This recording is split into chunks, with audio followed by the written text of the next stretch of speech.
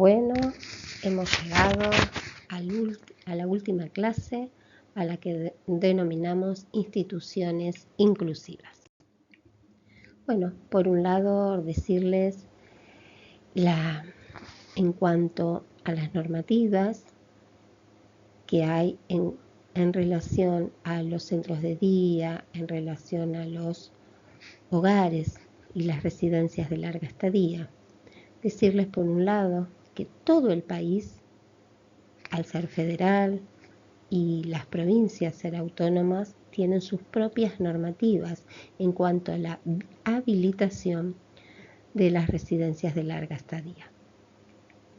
Van a ver el cuadro que les armé en el curso, específicamente cuando lo lean, y las diferencias que hay y los baches que quedan entre las edades, según, por ejemplo, la provincia de Buenos Aires y la nación. Diferencias de años, y esto afecta muchas veces a la propia persona. Por otro lado, decirles que en cuanto a los centros de día no hay una normativa específica, porque a pesar de que sabemos la importancia de este concepto, de este tipo de instituciones, todavía no están como muy arraigado en la sociedad. Entonces pensamos en los geriátricos, en los hogares específicamente, para que las personas puedan habitar, y no en esos espacios, centros de día, donde la persona mayor pueda ir, estar, pasar el día y volver a su casa.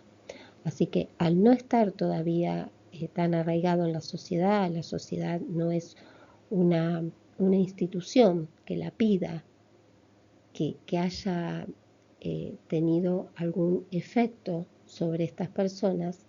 Siempre lo que ha pedido la familia específicamente fueron los hogares, y es lo que más hay en nuestro país, y por lo tanto hay normativas para eso, pero no para los centros de día. Bueno, algo pensando en las instituciones, aunque ustedes ya armaron trabajos muy interesantes en cuanto a cómo pensar una institución. Bueno, acá vemos esto de que la institución la pensamos, la organizamos, pero no podemos planificarla si no tenemos calidad. Si ustedes dirán, pero la profesora nos lo hizo hacer antes y después nos da este trabajo. Bueno, sí, porque la verdad que me pareció pero muy interesante las cosas que pensaron, las que hicieron. Y ahora les agregaría esto de pensar en la calidad de atención. Hay no en nuestro país, pero sí fue un autor muy importante que yo no se los di, que es Avedis Donabedian.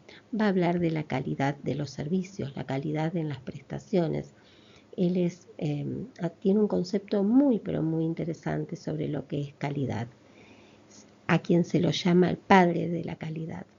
Así que bueno, si en algún momento tienen alguna oportunidad de hacer un trabajo sobre eso o leerlo, la verdad que es muy interesante poder ver cómo él pensó los servicios de salud específicamente en relación a la calidad. Por otro lado, cuando hablamos de calidad, siempre pensamos en la funcionalidad, la eficacia y la eficiencia que tienen que tener los servicios. Y por otro lado, sumado a esto, hablamos del diseño universal. Yo creo que esto ustedes ya lo saben, lo tienen bien visto, pero siempre es bueno recordarlo. Recordar nuestras ciudades, nuestros espacios que habitamos día a día, nuestros contextos, y ver que no siempre son accesibles. Cuando uno viaja o va por otros lugares, ve que todo está adaptado, pero para todas las personas, y por eso hablamos de diseño universal. No está solo adaptado para personas mayores o personas con discapacidad, sino embarazadas, niños, cuando uno viaja y va hasta con la valija. Bueno, todos estos aspectos que son importantes tenerlos en cuenta cuando diseñamos, cuando pensamos un producto. Por otro lado, sacar las barreras. estas barreras que están constantemente en el entorno y que las tenemos desde el lado de que son urbanísticas, del lado de las arquitectónicas, del lado de la propia comunicación.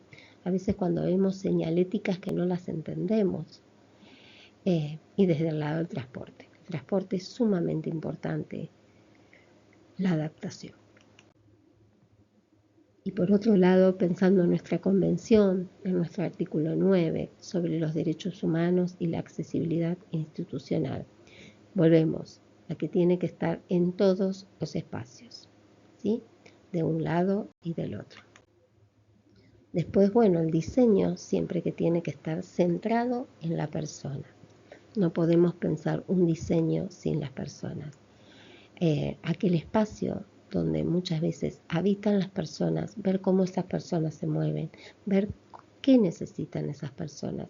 A veces un buen diseño o una buena planificación implica sentarnos, observar, capaz que observar cuál fue el camino que esa persona o esas personas hacen cuando algo tan simple cruzar una plaza donde no vemos pasto, donde vemos que se armó el propio camino, no armarle un camino al otro lado, sino armar un camino en ese espacio que quedó sin ese pasto, porque las personas lo pisan, porque cruzan, ¿sí?, de un extremo a otro. Ahí muchas veces es el lugar donde debemos hacer el camino y no en otro. Por otro lado, continuando con la calidad de la atención en los servicios, que esto yo creo que es redundante decirlo o hablárselos a una terapista ocupacional, a un terapista ocupacional. Hablar de la humanización en la atención, de pensar en la persona, en esa persona única, en el contexto, en las preferencias, que son los titulares de derechos, y en los hábitos y los intereses de la persona. Por otro lado, la calidad de los servicios no solo se mide en la infraestructura, sino todos estos aspectos que les fui diciendo recién. Y por último, acá les puse una frase importante y decirles que, bueno, agradecerles esta última clase y espero que nos volvamos a ver pronto. Y participar en ocupaciones significativas promueve el empoderamiento y el desarrollo de saberes personales y colectivos. Nos vemos prontito, un beso grande a todos y bueno, ojalá podamos vernos en otro curso.